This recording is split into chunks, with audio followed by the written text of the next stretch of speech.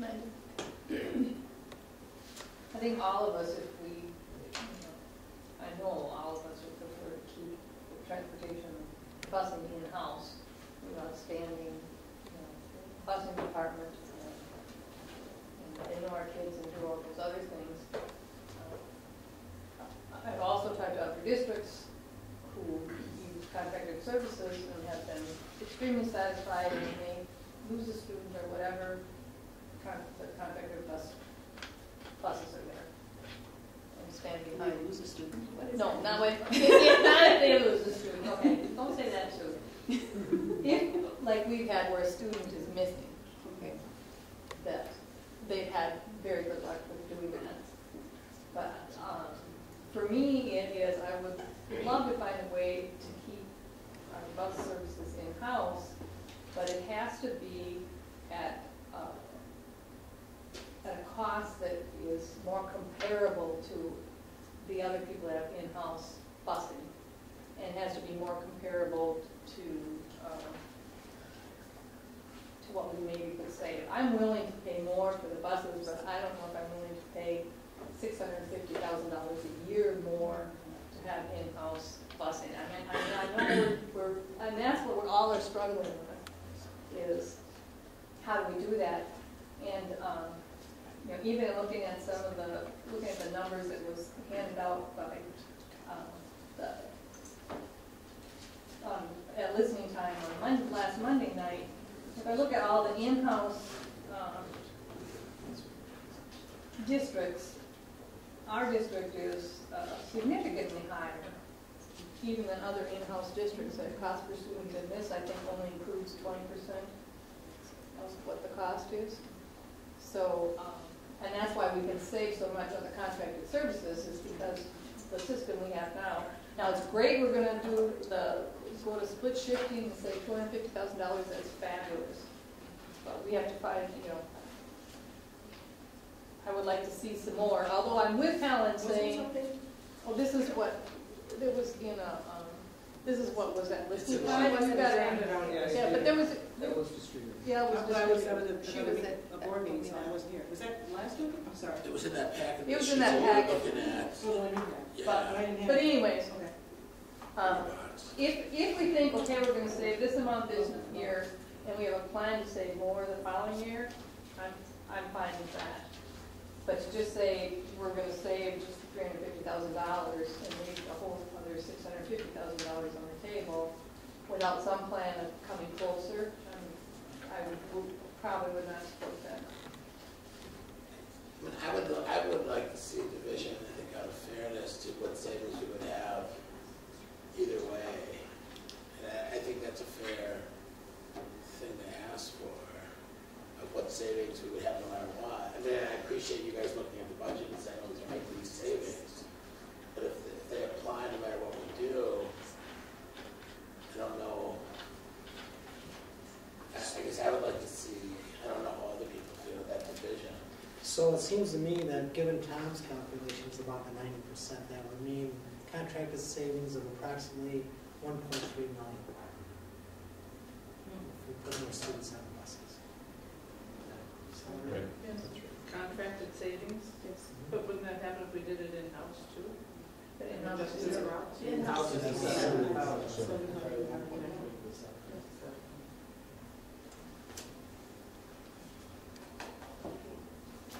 Everyone clear on these numbers? It's about the $600,000. It's about the $600,000 that you're talking about, and I'm pleased that the administration could come forward with the $700,000. I think it's been said that we're all hesitant to contract out, and we'd love to keep this service in-house.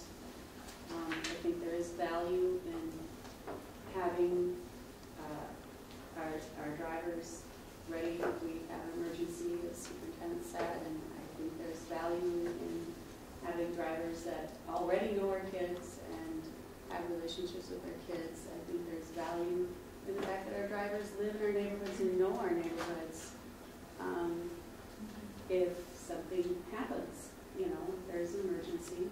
And I think there's value that our drivers are known by our other school personnel, and that they know our school personnel. I think there's value in the relationships. And we talk about relationships all the time, you know, the relationships of all of our staff with our students, but also the relationship between staff to staff is important as well. And I think there is value in all of those things. The question is that value, what is that value worth? And, you know, it's hard to put a number on what that value is worth. At this point, the number seems to be about $600,000 when all is said and done. I do agree, going forward, though, we will need to continue to look for savings. So I would like to see us reach the $700,000 mark. I think minimum this go around, but I do think we're going to end up needing to continue to look at this because it's hard to not take that savings. You know, even though what I said was I do value these things. So, is there any other comments? I just comment on that data that you didn't have in your packet. I just sent you wrong. But that we had sent out that intangible stuff, and we did in fact use 1 day for we used October 17th on there. We used 1 day for looking at the number of subs that we needed. But we've also been looking at that. We've been looking at that really hard, the absenteeism, and so.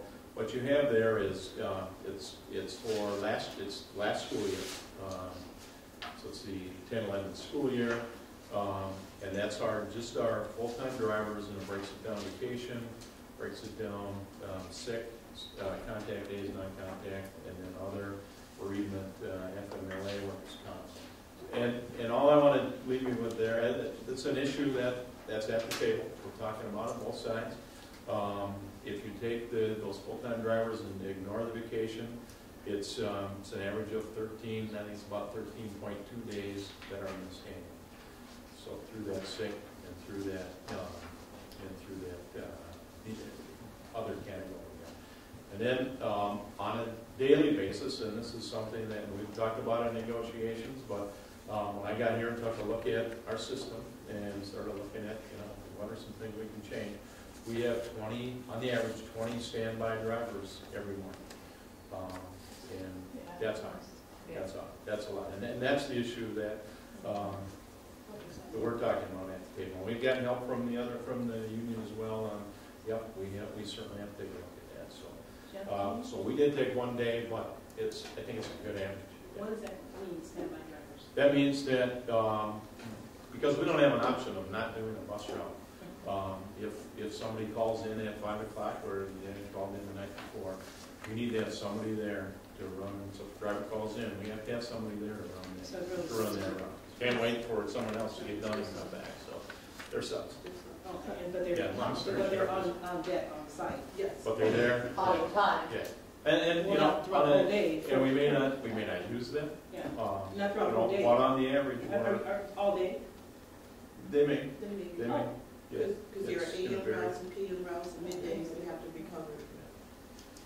But I think we've all talked about needing to have 20 as an issue. I don't know if you spoke, but you said 13.2 days absenteeism over a year, or is it 13%? Because those are two very different. I used 13 days. So if you take our and that's just 13 looking at days, our about 7.5%. And what you have there is just the full-time drivers. So just the 27 full-time drivers. So I don't have the same kind of data for our part-timers, but that's for 27 staff. 13 days? Out of 107 is about 7.5%. So it's not for 13% per day. Well, that's what we have in that report. What I'm showing you is that for our full-time drivers, they're missing an average of 13 days per year. And that's just our full-time. Then I think the other thing you can think about is we have 20 standby drivers every day. That actually would be higher than 13%. So we have about 100, And about 100, I would say 170. 70, and 20 or Only 707. 107 7 bus drivers. Bus drivers. Well, so we need to And fill how these many? in. The full-time are 27. 27. Okay. And then back to kind of what Helen was saying, so the 20 that are standby, they come to work every morning, and if we have, if there's a bus route they have to go on, they go on the bus route. If there isn't, Are they paid? then, Yeah, I think then they're we find guaranteed. something else for them to do. Either that or they're dismissed. But they're guaranteed. They're guaranteed at least 3 hours a day. Okay. If they are on standby. If they don't end up getting a route, they are guaranteed 3 hours Right. of pay That's right. Okay. Yeah. for coming and being on standby. Okay. Is that a contract issue? Is that embedded in the contract? Because it isn't, we'll just leave that to you all, I'm just curious. You're gonna have to have some of It's that. certainly I something just know that it was we're, in contract, it's something we would. it's something we're. But is it currently on our looking at. contract? Is what, not the number of dry standbys aren't, right? So No, if we not the can number of reduce the standbys. We can absenteeism, we can reduce the number on standby and I reduce. didn't want to step anybody's toes, but, You were asking about the 3 hours, weren't you? well, yes, I was. Then I stand by, That's probably there's a good. vanilla, I mean, is that in language still? 3 hours. Yeah. Okay, And just to finish up on that sheet, so you can take the total, so you have total hours there, and if you divide by, at the bottom again, if you just look at the number of sick, and then the other, if you put those together, divide by 8, so you have the number of days. I just wanted to show you how to get to the 13. Divide by 8, divide by 27, it comes to 13.22. So that's taking the sick, the 15.54, and the other is 13. And again, that is something that we're looking at and we're talking about in the negotiation setting. okay, does anyone have any more questions regarding the transportation? I'll come and see Jeff for a tutorial. Yeah. But I don't understand it, and I don't want to take any more time. I understand, I got a Okay. big picture, but I don't understand this, Jeff. Okay. And again, I want to leave you with the point that we have 20 standbys on a daily basis. That's an issue. And does administration need any more information from us? No,